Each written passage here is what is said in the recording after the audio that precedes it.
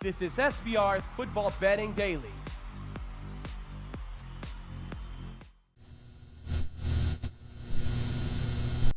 What up, football fans? It is Friday, January 4th, which means we have the Audible Playoff Edition. I have not been so excited about a show since I've come down to SBR. I need this show so badly because I'm coming off a 1-win and 8-loss Week 17 that cost me $1,500, but we will get to that in a little bit. Also, we have a full hour of Whale Capper, and alongside, as always, the legend Donnie Rightside. Donnie Rightside, let me start off with you. Happy New Year, my friend. How you feeling? I'm feeling good. Look, 4 games to square up on. The Audible never stops here. I mean, if you thought we were just going to stop kicking at the end of the regular season, you're dead wrong. There's money to be made in the playoffs, interesting matchups. And the good part about it, Jimmy, is we can agree on is we don't have to go over the tomato can matchups where we all laugh for the first 15 minutes and then bring Whale Capper in. He's here because it means business right away today. We do mean business, and we get the whole show of Whale Capper. So excited to work with you today. Whale Capper, Happy New Year, my friend. How you doing? Oh, I'm terrific. Thank you guys for having me. As always, this is best part of my week, without a doubt. And sorry to hear that Week 17 went down that way for you, Jimmy. We should have talked about this last week, but it doesn't make for great content. But there's only so many matchups that matter. And people who find this show, they're smart. They know what's up. Like, there's only 4 games this weekend. We're going to give tips on sides and totals in all 4 of these games. But, from my personal standpoint, these lines look tight. These games look good. These are going to come down to 1 or 2 plays, coin flips here or there. So, this is probably, stuff you already know. But just kind of tread carefully through the playoffs because, confidence on the picks I have for today relative to just any other week in the regular season are fractional, just because the lines are so tight and these are such high leverage games and situations. Very, very big games. Well put. Tight lines. Although I see a bunch of angles that I like. After that 1-win and 8-loss performance, I need a bounce back desperately. It's coming. With the transparency of what we do here, I will put on my record. God, I can't let the whole season go down the drain because of 1 week, but it certainly feels like that. Freddie, can you throw my NFL record up there? God, all the hard work down the drain! Down the drain. I'm up 0.2 units, and I'm heartbroken, but enough pouting, enough sadness. I am so excited to work with you guys. Let's first off give a shout out to all the great cappers with us. Abba Zabba 78, Red Girl in the house, Sacktown King, Odar Lira, my man from Venezuela, Nate S, Big Dick Donnie. In fact, we've not seen Average Dick Donnie or Small Dick Donnie in months. We miss those guys as well. Ron Lofton in the house, Barry Miller, Nasty Nate, Ski Prophet. We got Ski Prophet joining us. Mikey D, Tomarino Tomor, Anil Frank, Travel with Leo, Aaron, Leah, Barry Miller, Anthony Masternardi, Tasha Mayhew, Superior Sports, Robert Smith, Greg Schneider, Joe Ramirez. We have an absolutely great group, and I can't wait to deep dive into these games with you guys. I've been so excited about this video all week. I've been thinking, man, let's get back to winners. Let's get Donnie, Whale Capper, all of us together and deep dive into these games. So happy to be here. Let's get it started with Saturday's first game. Colts at Texans. 10-6, 4-4 on the road. Colts at 11-5, 6-2 at home. Texans. Open Texans -2.5. Now -1 at most places. You can still find a -1.5 at Heritage and a couple other books. The total opened at 47.5. Now 48 on the board. Intertop's hanging at 48.5. It's very difficult for me to not believe in Andrew Luck. I've been blown away at what he's put together this year after not playing last year. He's revived Eric Ebron's career. He has an O-line that's protecting him. I'm loving what I'm seeing from Marlon Mack and Nyheim Hines. Darius Leonard is the steal of the draft. This Colts defense is underrated. Now, Deshaun Watson got better and better as the year went on. We know that DeAndre Hopkins is a man. Kiki Kute will be coming back. That is enormously important. We know that the Texans front seven is very talented. Is this Jadeveon Clowney's last chance at a monster contract? It possibly is.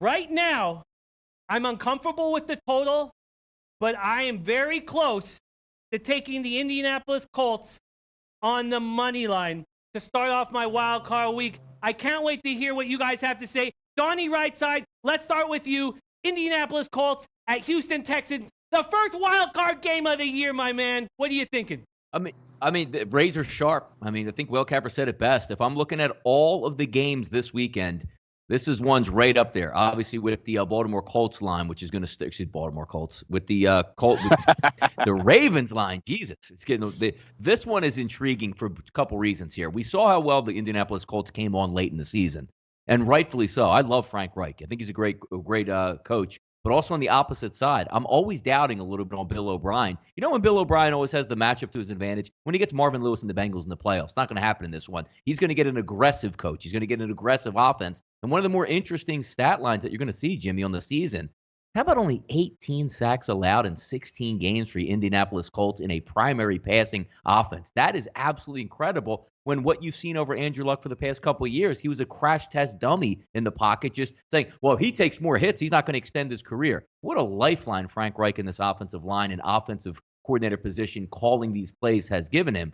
But this is going to come down to, can the pressure of the Houston Texans defensive line get to the offensive line of the Indianapolis Colts? When you're looking at this game on a whole, I like the way the Houston Texans have played, especially at home this year. I like the way the Indianapolis Colts have come on down the stretch. And if we take a look at both of those early games, Jimmy, 24-21, 37-34. This game is going to come right down to the wire in that same type of fashion here. And we'll spin it around a couple times since we have extra time here. Early on in the prognostications I'm trying to lean every which way possible to take Indianapolis. And as we go along with the show here, I'll give a little bit more tidbits on what I think about the show as well. But early on, just giving a little synopsis there, I think the Colts is the right way to go. But there's a lot of stuff we can go over in this game. I think that's a great idea to handle this. I think we give you guys each 2 chances to talk. So you can talk, we'll hear Whale Capper go, and then we'll go back to Donnie, back to Whale Capper. I think that's a great way to handle this.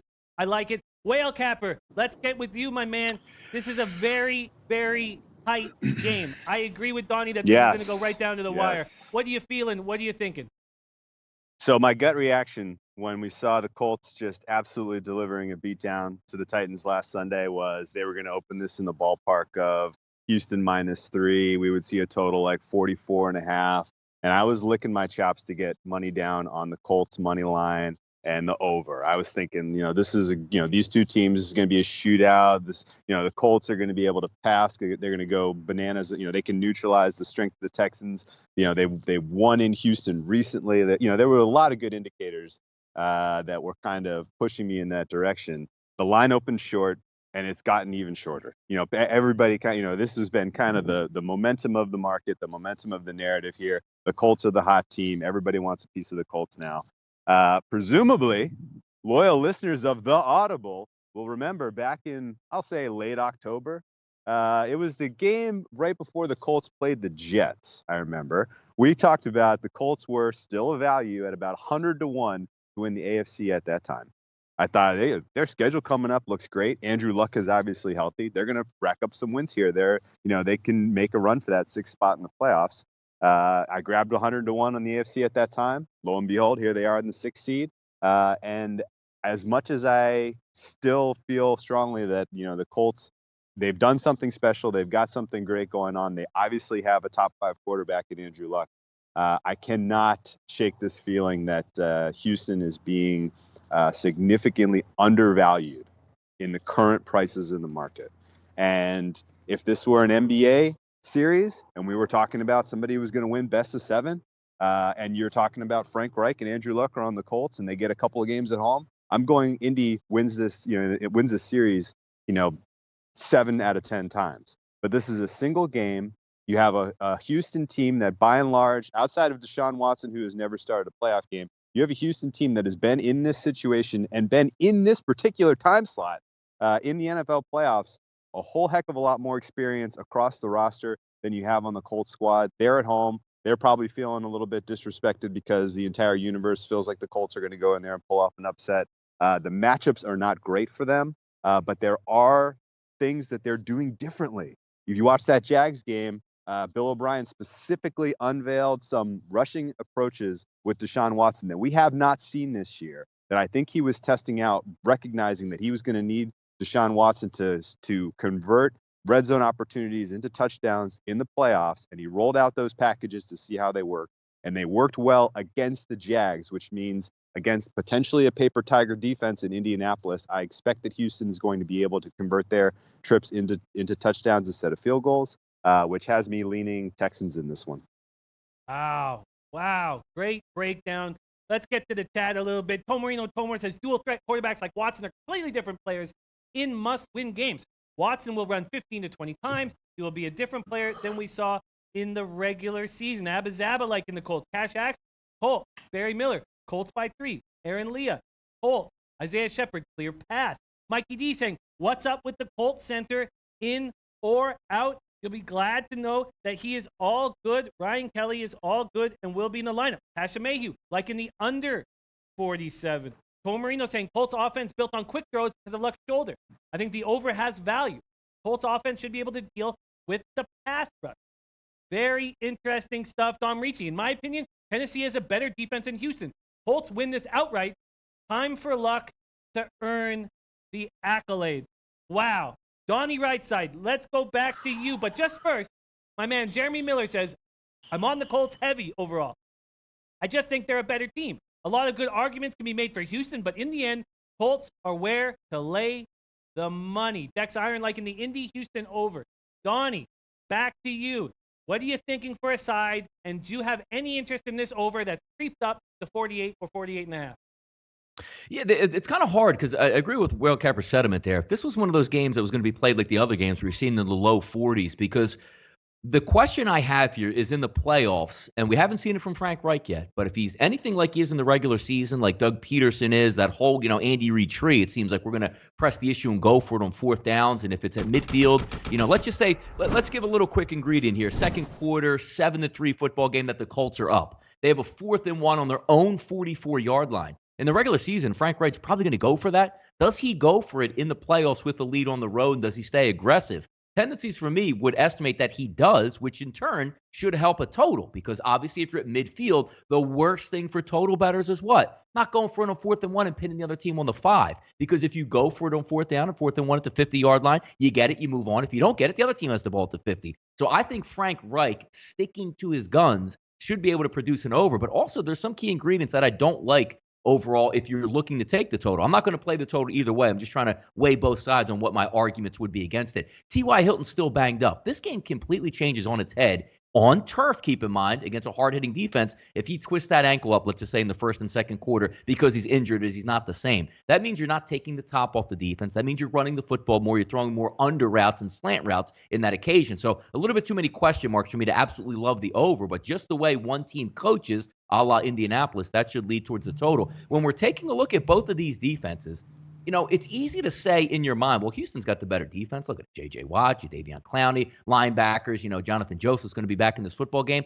But we can't sleep on what the Indianapolis Colts have done on defense for the entire year. And even if you take a look at the last 5 games, only one team has rushed for over 100 yards against them. And that was Zeke Elliott's Dallas team, who basically does it to everybody. If you're taking a look at games through the air, the Giants threw for 309. You know what the other 4 teams' last 5 games did? Tennessee, 165. Dallas, 180. Houston, who they're playing, 226. And the Jacksonville Jaguars, 132. On the flip side, when you try to take a look at the Houston Texans defensively, outside of that Blake Bortles ridiculous game that they just had, but it was a great defense, 30 yards on the ground, 89-yard defense. But before that, Philadelphia Eagles threw for 462, the Jets 228, the Colts 386, and the Cleveland Browns threw for 397 yards on this team. So when I just look at this game as an overall, sometimes I think we overrate that Houston Texans defense, and then we just think it's the Bullet Bob Sanders defense of the Peyton Manning era where they give up 500 yards, but Peyton Manning wins the game at the end because you just have to get a couple stops from Robert Mathis and the boys on defense. That's not the case here. I think the Indianapolis Colts defense is every bit as good as the Houston Texans defense.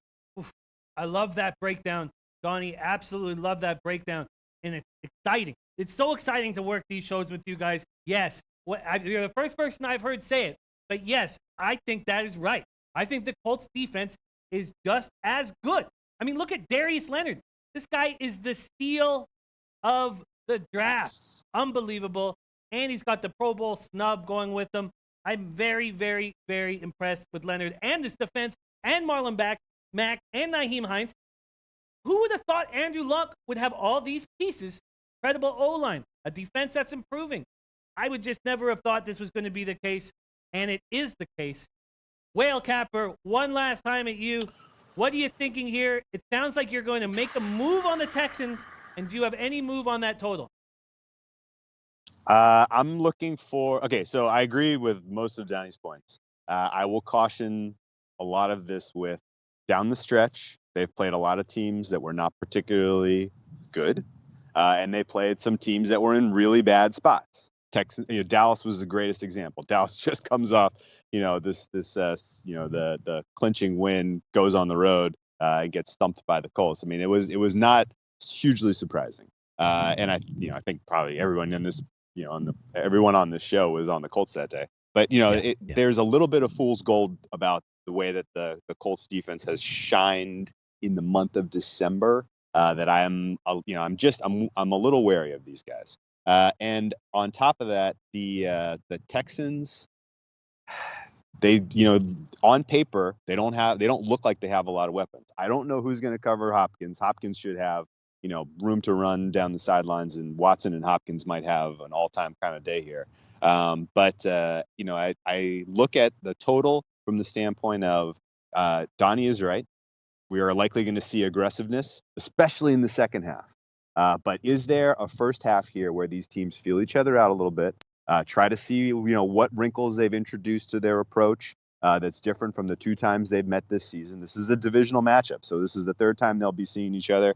And we saw, the wide open game the first time, much tighter game the second time. And I could see, the first half here being a little bit of feel each other out, a little bit of nerves potentially on Watson creating a turnover, a little bit of nerves on Andrew Luck. Andrew Luck had a pretty egregious turnover in that game against the Titans. Unfortunately for bettors like myself, it resulted in 7 points the other way. But I think the first half under is a decent look here, especially if you can get on a number like 24. I think the kind of the over steam has helped inflate that first half total to where it's bettable on the under. And then I think a second half over where you see these teams going pretty aggressively, trying to, and we've seen it. They can go score for score with each other when their backs are against the wall. So I feel like we're going to see 10-7 sort of first half type of score line, and then it ends with whoever has the ball last, kicks the game-winning field goal. Maybe it's the GOAT Vinatieri.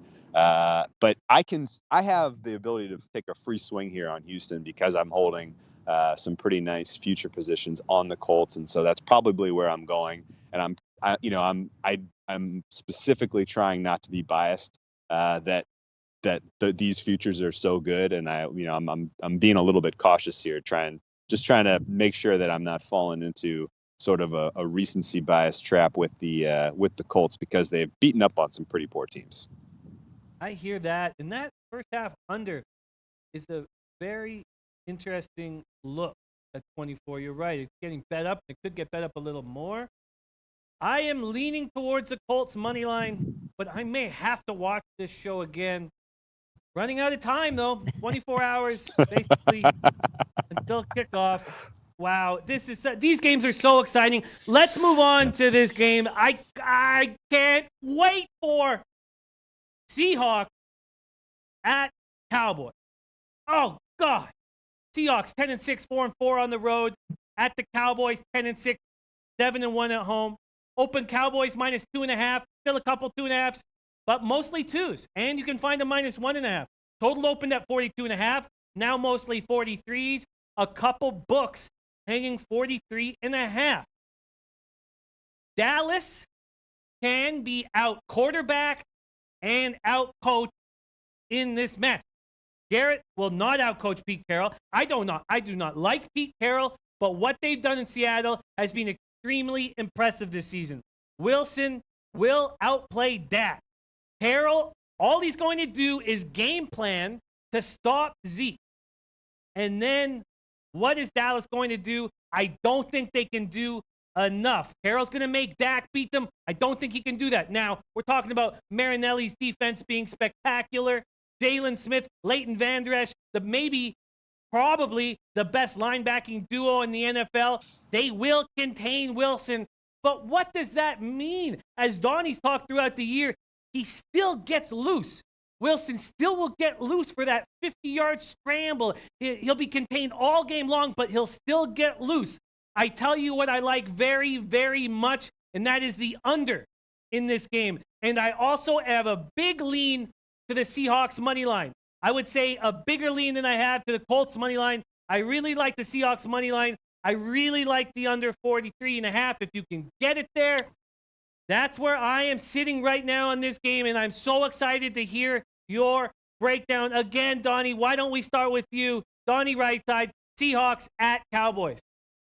Yeah, early thoughts on this game from me. I'll actually be a little bit opposite there, Jimmy, leaning Dallas because, again, we're looking in Dallas's wheelhouse right now. Dallas has been a sensational home football team all throughout this year. They had that one hiccup versus Tennessee, but outside of that, I mean, beating some decent opponents and beating some opponents bad before Jacksonville turned into Jacksonville at the end of the season. I mean, they laid a beat down on them, and then the immovable object, those New Orleans Saints, who looked like they were just going to run the table and blast everybody out, came up with one of their best defensive performances of the year. I also think styles make fights in this one because if you're looking matchup for matchup, I think Dallas matches up really well against the Seattle offense. It's not really an air raid offense, but when you take a look at it, I mean, Russell Wilson's numbers that when you see him sometimes, hey, he threw for 115 yards or ran around. He's thrown for over 30 touchdowns this year, so it's been a pretty good year for Russell Wilson, who I always say is worth his weight in gold. And if Seattle didn't have Russell Wilson, would they just be the Arizona Cardinals at this point? I mean, he is that good. But looking down to the schematics and what I like here, is Dallas is rested. And I loved what they did last week. They said, you know what? We still want to be competitive, but let's be competitive smart. Let's not run Zach Martin out there. Let's not run Tyron Smith out there. Let's not run Zeke out there and see what we can do. The fact that they just put that game on Dak and said, you know what? Just go out there and see if you can win this game on the road in a meaningless game for our side. And he comes up with a great fourth quarter drive to put that football game away. I think that goes an extra distance because when you're looking at Seattle, they also played their starters most of the game. Didn't get any rest, pulled out a victory against the Arizona Cardinals, which is nice. But now you're going to go on the road, and I think the key components are rested here, which saying they're going to give Zeke the ball 30-plus touches in this game and say deal with it and see if you can stop it. If this game was in Seattle, obviously I would be leaning more towards Seattle. They already picked up a win in Seattle early in the season. But I always take a little bit down when Seattle goes on the road. I know it's a dome. I know it's on turf, so it's similar to the environment. But when they don't have that get-off on the defensive line, which that crowd noise in Seattle, nobody can hear anything. Now you're going to go with an elite offensive line with the Dallas Cowboys that are going to be able to hear the snap count, and Frank Clark's not going to get that jump off the line. I think they're going to put this game on Zeke and Dak Prescott, as long as they don't turn it over early in this prognostication. I'm going to go with the Dallas Cowboys here. Oof, very, very interesting. Whale Capper, can't wait to hear your breakdown. What are you thinking here? Seahawks at Cowboys. So I'm with Donnie on the Cowboys, and I'm with you on the under. Overall, I think both of these teams are frauds, and whoever wins this game goes to New Orleans and just gets waxed. I would say the matchup that does portend the best for I think this is going to be a pretty sloppy game. I don't think we're going to see particularly smooth offenses. Especially from the Seattle. I think that I do not like whatsoever what Brian Schottenheimer is doing there as far as an offensive approach for modern day NFL. When the going gets tough and they're trying to lean on their running attack on first and second down against a defense that is absolutely capable of containing the rush, I think you're going to put Russell Wilson in a lot of third and long situations. They can unleash their pass rush against him. And to a degree, Russell Wilson looks slow right now. I know that he's mobile. He's done some amazing things, but when you watch him on tape running, he's a step slow. He's dealing with some kind of lingering injury. I don't know what it is. They're being very cagey about that. But I would expect the Dallas pass rush will get after him on these long third down situations, take them out of field goal range, and force punts. When they have, when they're in their own territory. So I think you're going to see a pretty non-explosive game. The secondary, the Seattle knows how to coach up their secondary. And Dak is not a particularly accurate quarterback. He's risk averse. He does not like to throw it into tight windows. And he does not hit guys when they're wide open down the field with high regularity. And so, overall, I think the under is the best look here. But with the offensive line fully healthy for the Cowboys, Zach Martin back, he's a huge component to their offensive success. Teron Smith might be one of, if not the best offensive tackle in football. These guys back and fully healthy, I think, will be the difference in terms of getting just enough out of the Cowboys offense to get a win here. I backed the Cowboys on the money line a little bit when it was down at 116. I know it's kind of still in that ballpark. I think they're probably a better play on the money line than on the spread, because I could see this being, kind of this is going to be a one-score game as far as I handicap it. But I think it's coming in under the total. And it wouldn't surprise me if this looks an awful lot like Saints at Cowboys. The public perception of both of these teams is it's got to be way skewed. Like we've seen the Cowboys in primetime at home play great in so many games lately. Every Seattle game where they've looked great has been at home, against Green Bay on Thursday night, against Minnesota on Monday night, against the Chiefs on Sunday night. Now they go on the road. I don't think you're going to see any semblance of the same sort of quality of performance from the team level that you saw in those primetime spots with Seattle. People might come out of this game and be like, "Oh, I thought Seattle was a lot better than that." Like that wouldn't surprise me at all. Similar story could be said of the Cowboys. I'm hopeful for Cowboys to really look really good in this one and get like a nice, 24-3 type of win, so that we get a nice deflated line next week to back the Saints, because I think they are dead team walking heading to the Big Easy next week. Wow. Very interesting breakdown, and it does instill a lot of fear in what I want to do this weekend. A lot of people backing the Dallas Cowboys here in the chat. My man Seth Hagen liking his Seabirds. And then we also have Dom Ricci, who thinks that Dallas might have used a little bit of too much energy in that win over the Giants last week. The more we talk about these games and the more I've been focusing on these games, the more I feel like the under in this Seahawks-Cowboys game is my favorite play on the card right now. Wow, 24-3 Whale Capper. That scares the shit out of me. Donnie, right side back to you. What do you think about Whale Capper's breakdown? What do you think about this final game on the Saturday card? I think the narrative is correct, because when you see, especially look, the primetime numbers are there for a reason. I mean, Seattle comes up big is because Russell Wilson has made big plays in big moments. And you're right, most of those big plays in big moments usually come at home or they come in the Super Bowl, but now you're coming into a different environment at this point here. The one factor that you like, is you try to break these games down in components. Is Russell Wilson the better quarterback, the more proven quarterback clutch? Absolutely he is. But if he's going to be running for his life, there's some teams that have like that mush rush that they can get to you, but Russell Wilson will just toy with you and roll out of the pocket. There are some dogs on that front line for the Dallas Cowboys that can really get after it. And we're not talking about a great offensive line in Seattle here. They're going to be a pin-cushion type team. You're going to get great jumps on defense for the Dallas Cowboys. But the key ingredient here for me is when you look at other teams that match up against them. Usually you have the bigger, plotting linebackers that just can't hold up. Look, Russell Wilson's going to run away from a lot of people.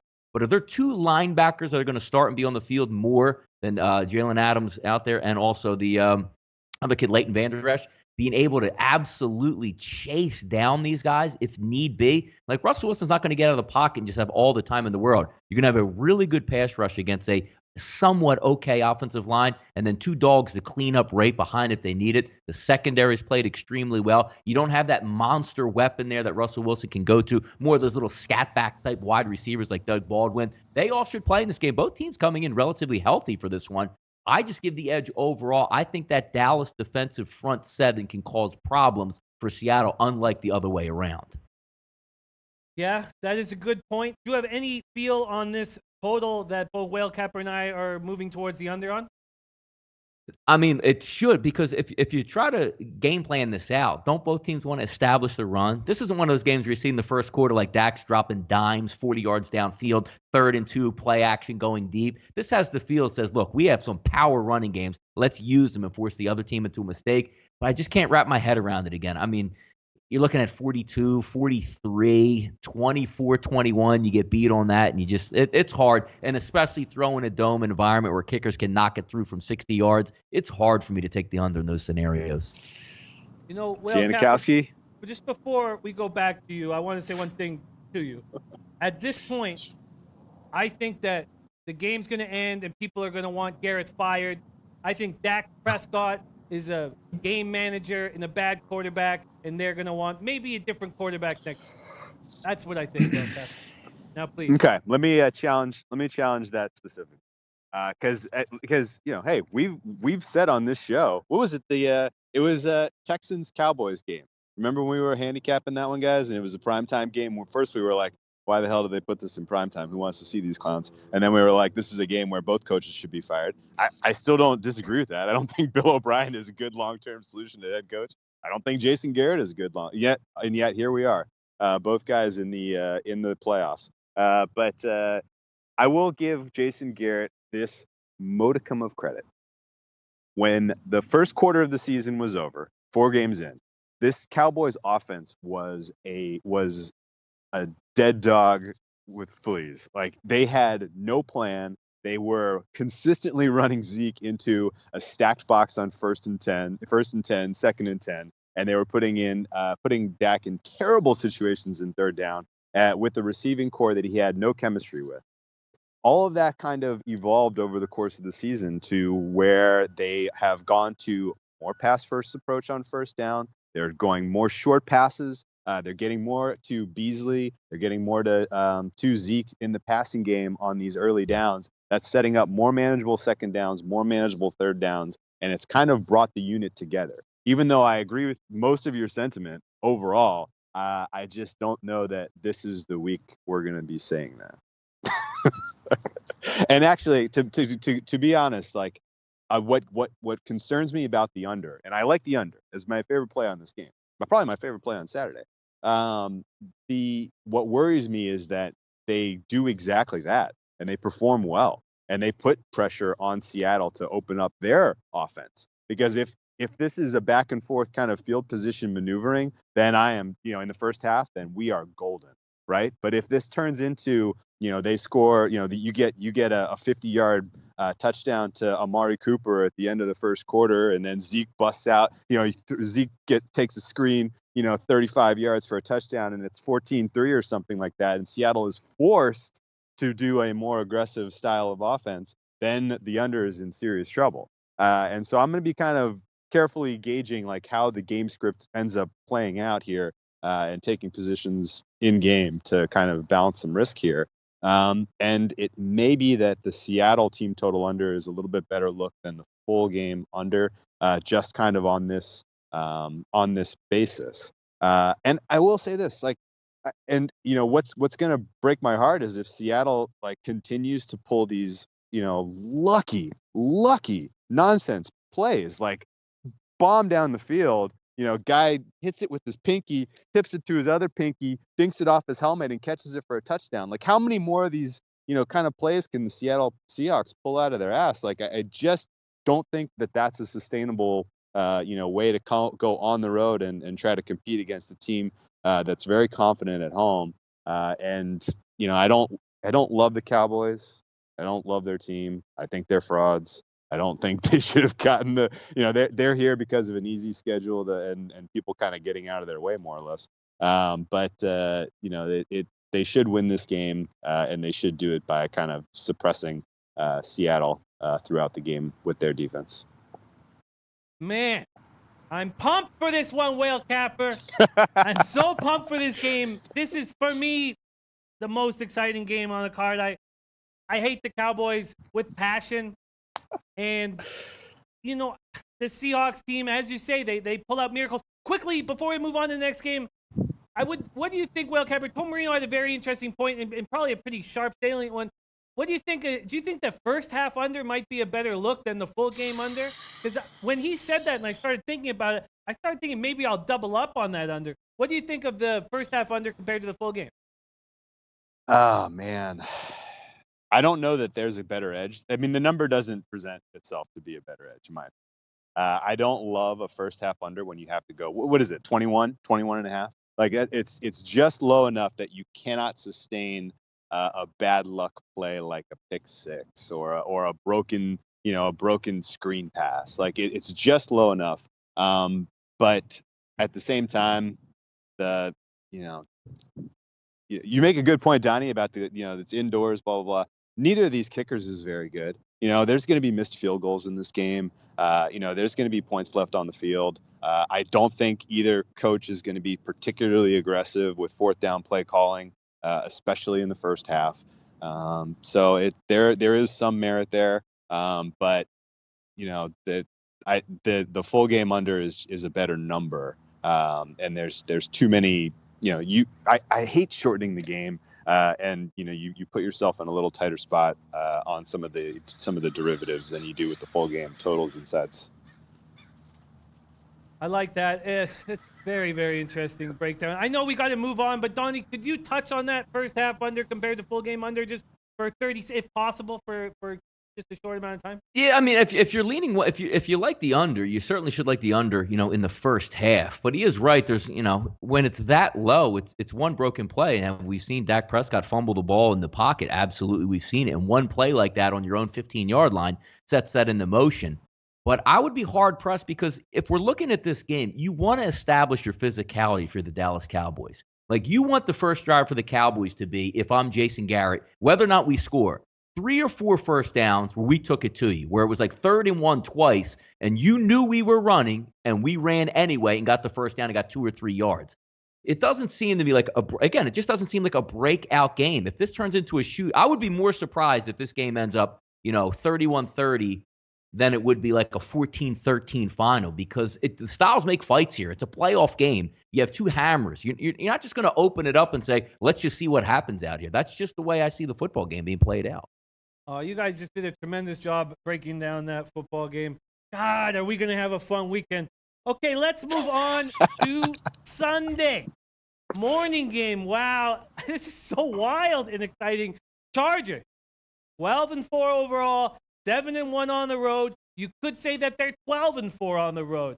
I'm very interested in the Chargers, and I know you guys, you're spectacular cappers, and you have the skill and smarts to take me off of a bet. But right now, I find the Chargers team total over extremely appealing here. 19.5 at Bet365, and I know I could shop around to get a better number than that. I find it extremely appealing. Ravens, 10-6, 6-2 at home. Open Ravens -2.5. Some money coming in on the Ravens. Now a mix of -2.5s and 3s. Total opened at 41.5. Most books have stayed there. A few are hanging 42s. The weather in Baltimore on Sunday is sunny, a high of 51 Fahrenheit, a low of 32 Fahrenheit, and 13-mile-per-hour winds. Chargers, to me, may be the most complete, balanced team in the NFL. This game is not too big for Rivers. I expect Rivers to have a very good game here. I expect him to ball up. The Ravens have a rookie quarterback that got hot and may not be ready, may not be big enough for this game. Derwin James is very, very good in run support. If we weren't watching Darius Leonard break the tackles record, we would be talking about Derwin James as the Defensive Rookie of the Year. He will have his eyes on Lamar all over the field. Bosa and Ingram are incredible. Ravens will try to grind this game into a halt. Jackson can't throw. When was the last time you saw a quarterback who can't throw have a big game in the playoffs? When? Tim Tebow? Let's start with you, Donnie, right side. Chargers at Ravens. Great game. This is one of the most intriguing matchups that you can have, because it's just everything that you believe an NFL quarterback or an NFL team should be running on offense in this day and age. Baltimore's taking it back to the 1940s, and it's absolutely working. And I'm dumbfounded. I can't understand it. I watched this same football team go out and play the Chargers 2.5 weeks ago in a situation where I thought they would just get buried in and the Steelers would take over and win the division. Short work week, traveling 3,000 miles away, and absolutely kick the shit out of the Chargers. I mean, from opening snap interception through to the final gun, they beat the shit out of this Chargers team. It wasn't even close. Forget about what the score, 22-10, whatever the final was. It could have been 42-10. It was almost like Baltimore toyed with them and said, we're running. You can't stop it, and we're going to laugh all the way to the bank. And, oh, yeah, your high-flying offense, we're just going to laugh at it the entire game, and that's what they did. I've been so wrong on this Baltimore Ravens team down the stretch. It almost doesn't matter who they play or how high-flying the offense is. They just stay in the game with you repeatedly and tell you they're sharper. And this game is going to be a close game. Phillip Rivers is a good quarterback. They have a great offense. Baltimore is just running on magic on offense right now, and it's working. But you know where this game comes down to? Depending on where you're shopping at, 2.5, 3 with plus juice. You know what I'm leaning on in this environment here in the playoffs? I got one field goal kicker on one side that will plan it from 55 plus every single time, up and good. And I'm going to put my money on the Chargers and Michael Badgley on the road in the playoffs. That kid's missing extra points Sunday. That kid's missing 37-yarders. Michael Badgley versus Tucker. That's where this game will be decided by a field goal. I believe the Baltimore Ravens going to get this one done. Woo. That was a very good breakdown, Donnie. Whale Capper, my man. Chargers, Ravens. What do you got? So I'm with you on the Chargers team total over. That's a nice look. I like the full game over. As good as some of the individual stars are on the Chargers defense, I don't find them as a unit capable of really shutting down this team that has a really novel and dynamic way that they're approaching offense. But it does come down to rookie quarterback here for me, and versus a quarterback who's made deep runs in the playoffs and a team overall that has kind of proven themselves out to be road warriors in the Chargers. You asked when was the last time a quarterback that couldn't throw did well in the playoff game? Let's not forget Blake Bortles won 2 playoff games last year. But that's neither of them with the Epic with, Buffalo with game throwing. last year. Yeah. And I've definitely yes. It was 10. I think it was 10-3 or it was 10. Oh yeah. I want to say 10-3. Yeah, 10 because I lost. I think it was. Yeah, because it was like 8 it was. I think the line was like right around. Yeah, it was right around at 7. Right around 7.5. Yeah. Anyway, the Chargers here to me being, they've kind of established their identity here as road warriors, which makes sense. They play on the road 16 games a year. And I almost feel like there's a little, and I'm completely spinning a narrative here. Like this is not something that I have like inside knowledge of whatsoever. But to a degree, it feels like they play well on the road because they are angry that they don't have home field, right? They're like, they go out there and they're like, well, if we don't get the benefits of a nice home field advantage, then you shouldn't either. We're going to spoil your home field advantage. And they play with a chip on their shoulder when they're on the road for whatever reason. It's resulted in a 7-1 record, some really impressive wins too, not just beating up on cupcakes on the road, I got to say.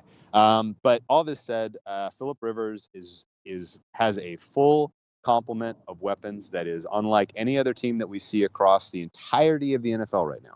They have a set of weapons that is better than the Saints, is better than the Rams, is better than the Chiefs. If he can limit his mistakes, particularly early in this game, don't throw that opening drive pick today, Phillip Rivers. Don't do it, man. Like if he can just keep it together through the first quarter, then he is going to put points on the board. He is going to put pressure on Baltimore.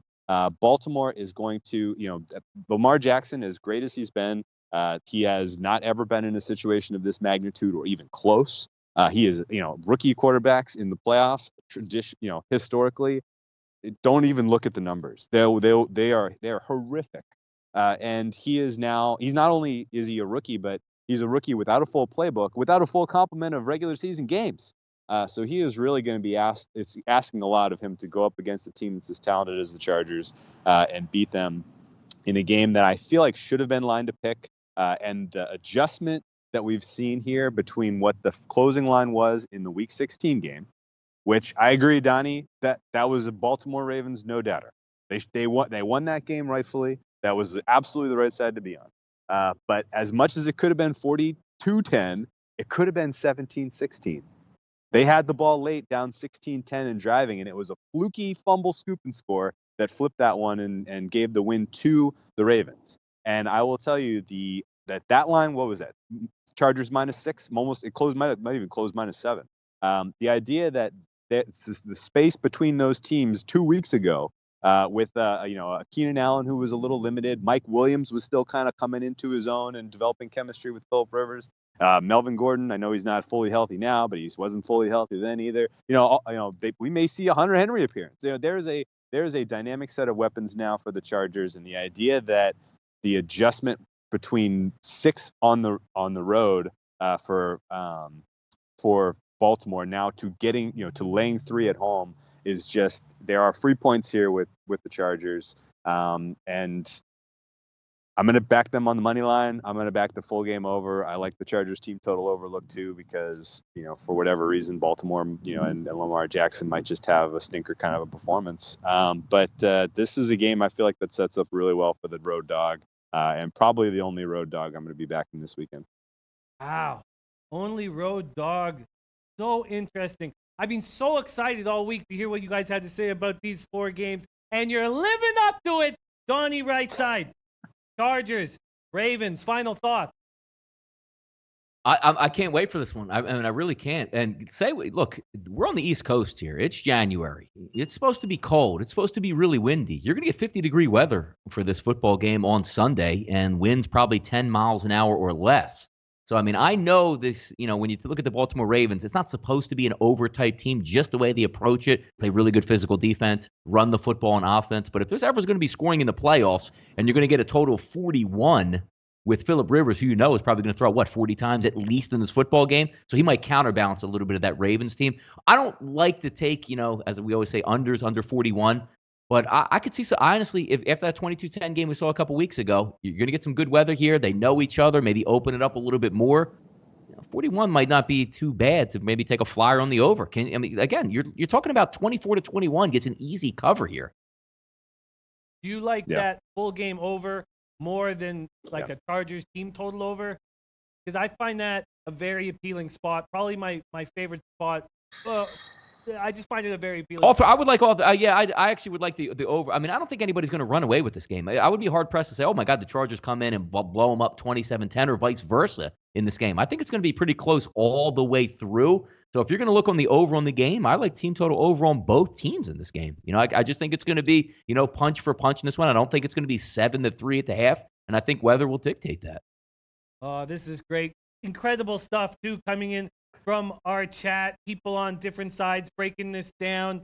Wow, so cool. Whale Capper, any final thoughts? Chargers, Ravens. I do. I have a question for you guys.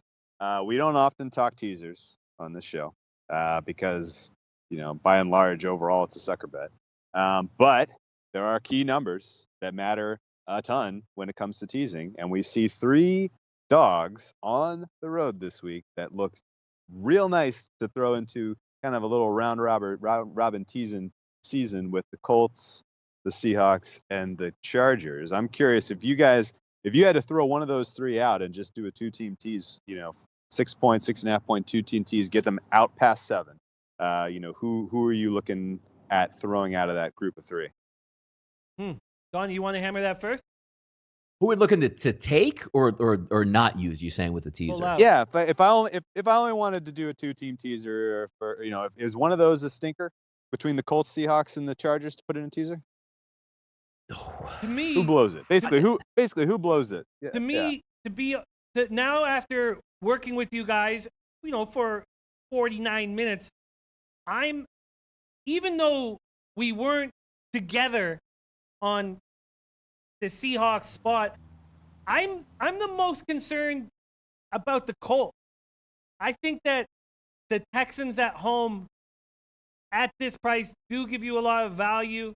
I do think the Colts could come back. I guess who could be okay. I'm a little concerned. I think you're right on that. I think what you're trying to say, that's the coin flip of the game. That game out of all 4 games, I think is the one that you could say, man, Colts really came in 35-17, or boy, Houston was so good at home, 28-6. I think that's where you're going with that, and I agree with you, Jimmy. And the only hesitation I have with that answer is after Whale Capper's breakdown of the Seahawks Cowboys game. That's my only hesitation. Hearing Whale Capper's, thinking that a 24-3 spot isn't out of the question. That's my hesitation. I would love that.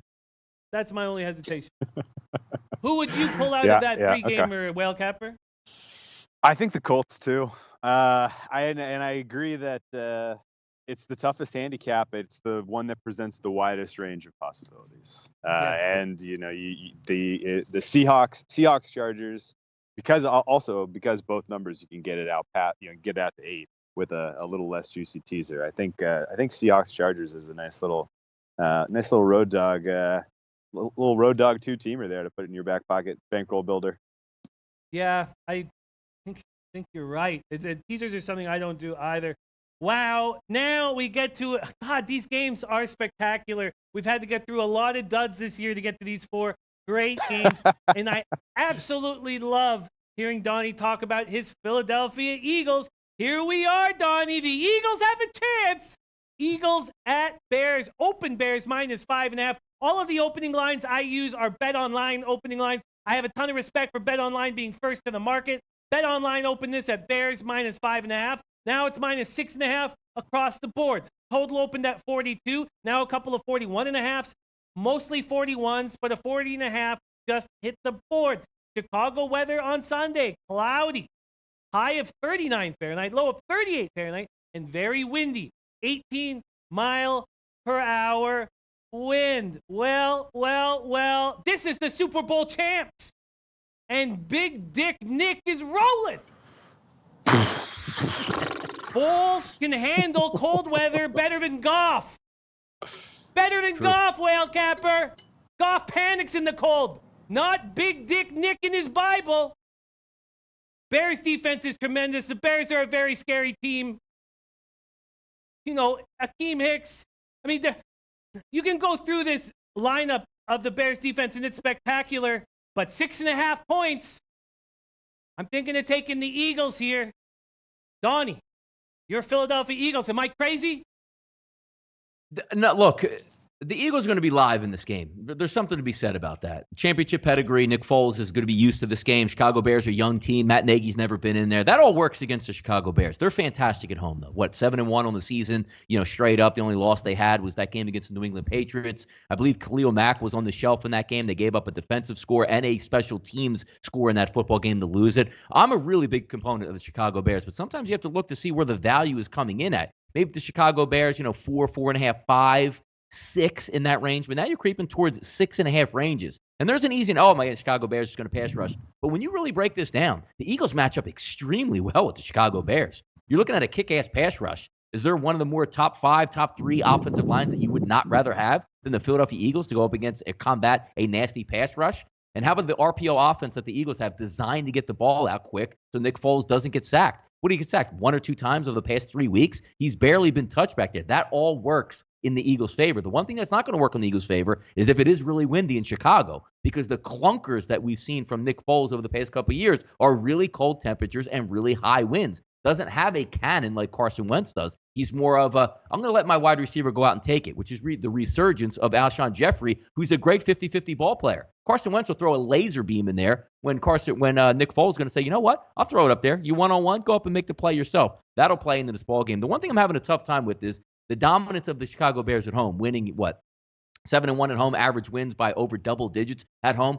But if you take out the one game that the Philadelphia Eagles played with Jimmy Smith off the street as your 19th cornerback, fresh off of a beer truck, that's not going to be the case when they got waxed in that game. But outside of that game, even if you include that in, look at the Eagles on the road this year. The average score, 23-23 on the road.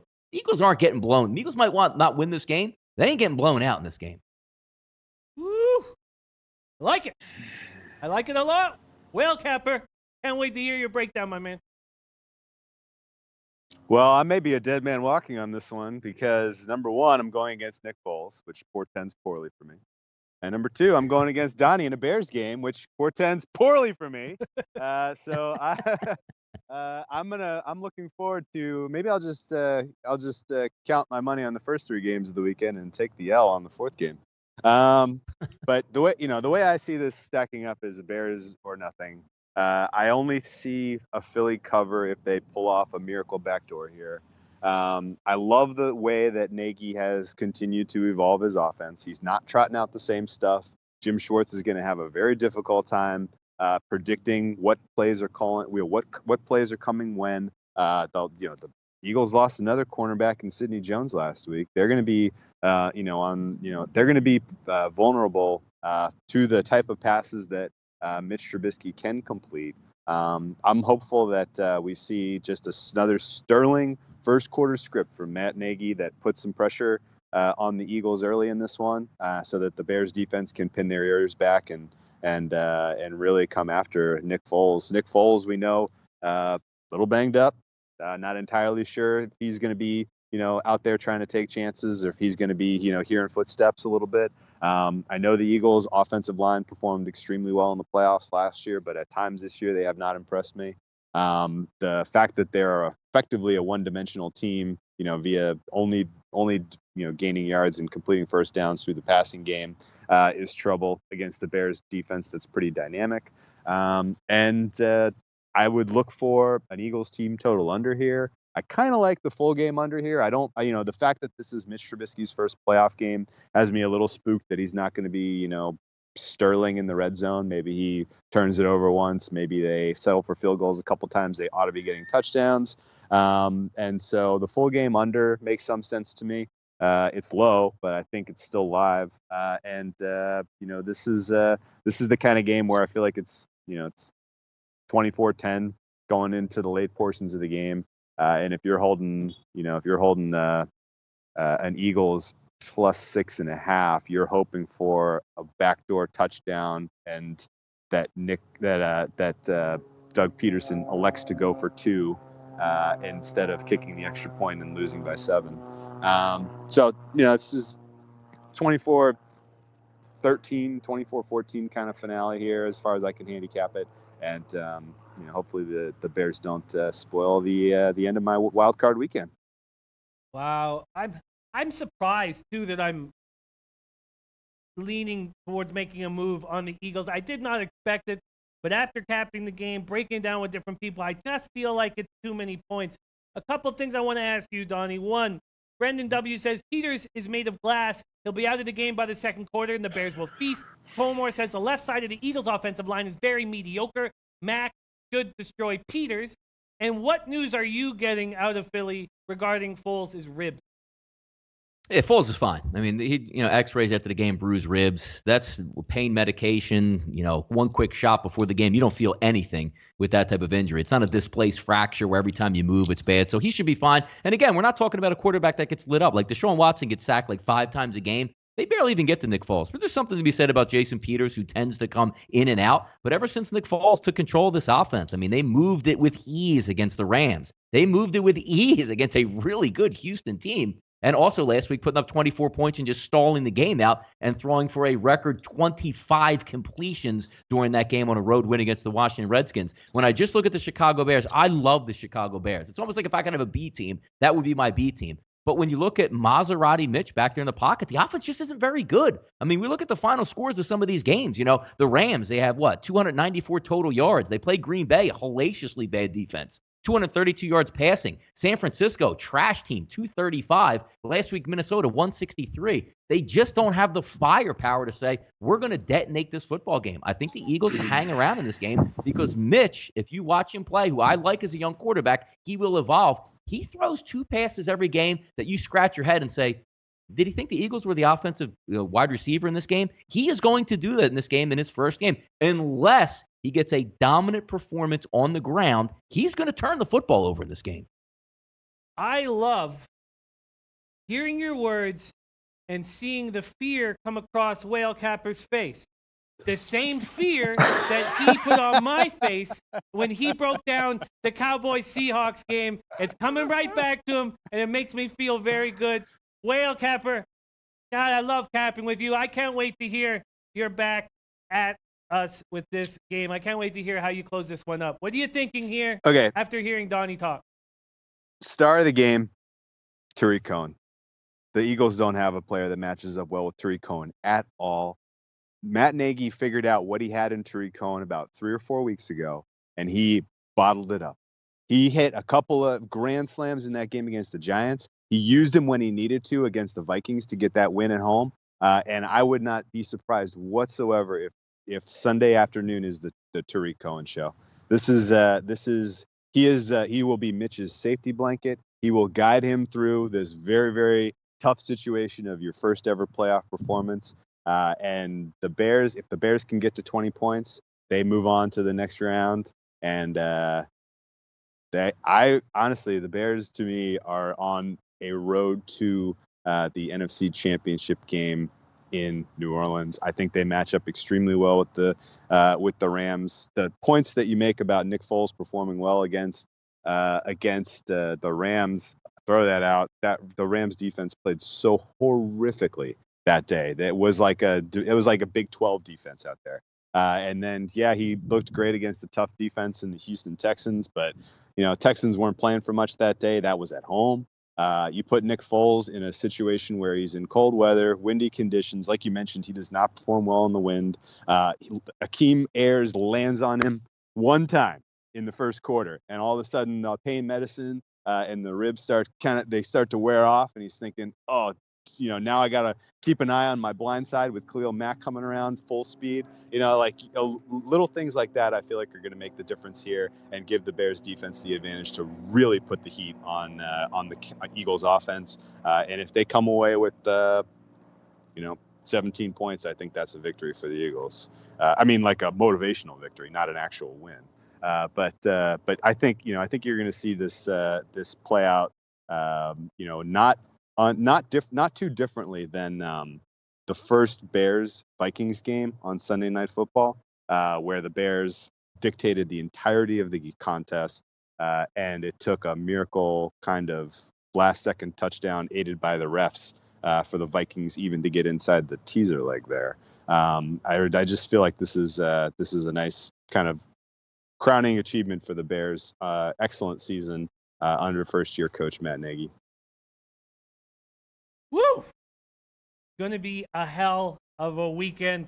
When I take one look at this whole card, I think the play after breaking it down with everybody, I think what I find the most appealing is the under in the Seahawks Cowboys game. Why don't we go with you, Whale Capper? Is there one spot that you think maybe gives you the biggest edge, maybe you find most appealing, and then we'll go to Donnie? Is there one thing you like the best, Whale Capper? Yes, if you're only letting me have one play this weekend, it's going to be the Chargers over. And in reality, like my units, my confidence, all this is way down compared to the top 4 or 5 plays that I really love on any given week during the regular season besides week 17. The only one that really pops to me is that Chargers over. That thing is clearly, to me, 4 points too low. Give me that over have a great weekend. Yeah, I love that team total over as well. That, and after hearing you say, maybe I like that more. Great read there. Donnie Rightside, is there one spot or one angle that's jumping out at you more than any of the others?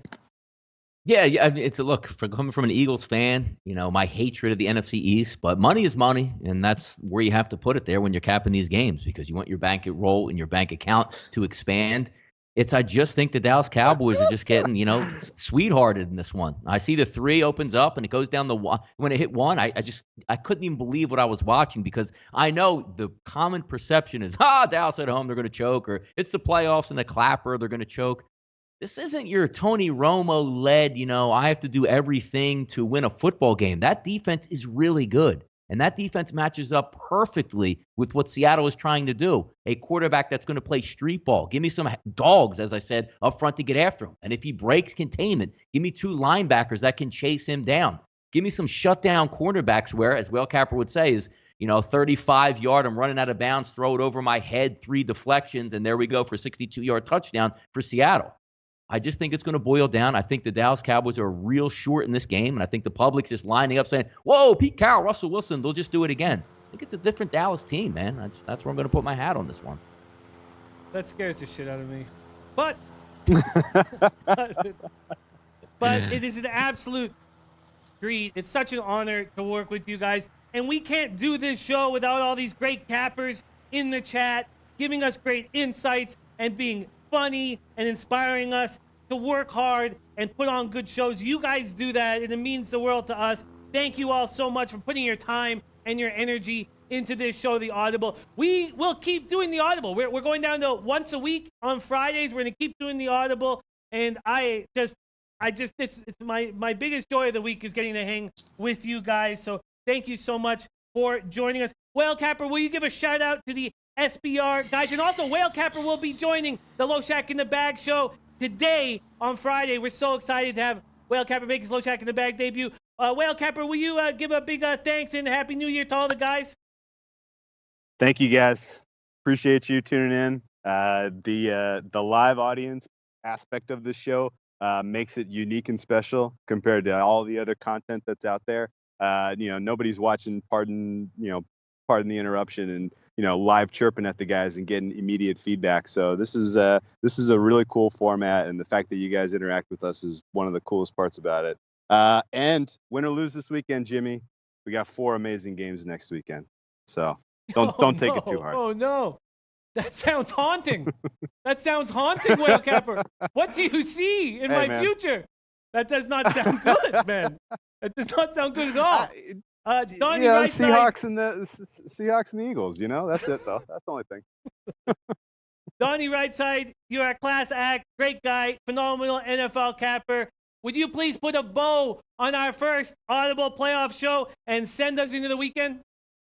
Yep, and look, we're going to get on this again. We usually do this show with 15 games to go over and squeeze it into a little bit over an hour. We're over an hour now with 4 games. Wait till you guys see the Super Bowl episode for 1 hour. We talk the entire time about one single football game. But I always like to joke. There's a lot of good information. The best part about it is when they come say, hey, we're going to do the Audible in the playoffs. And you say, well, there's only 4 games. Did you see how easy, like the chat box guys, did you see how easy that flowed? And we still didn't even have enough time, and nothing was dragging out. There was no dead air, and good information is flowing. That's exactly what you get out of these channels. I mean, these guys work hard. I mean, Whale Capper works really hard at his craft, doing everything possible that when you come on the show, same way Jimmy, same way I do, that we have pertinent information to give back. But the most important thing is we don't always agree on anything either way, but the information is there for you to decide on what you like best. And again, the chat box, if there's no chat box there, we'd just be having a 3-man conversation with a couple beers and it would be boring. So I always like to say thank you to the chat box for coming in, you know what I mean? And making it a really good show.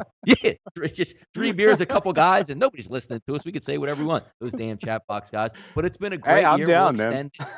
Better. Yeah. No, well, it'll be fun. So, I mean, it's the way it is. But hey, look, if you like what you see, hit the like button, support the channels here. For Jimmy, for Whale Capper, I'm Donnie Rightside. Thanks again for tuning in. We'll catch you next Friday when we get ready for a divisional playoff week. Have a good weekend, guys. Good luck.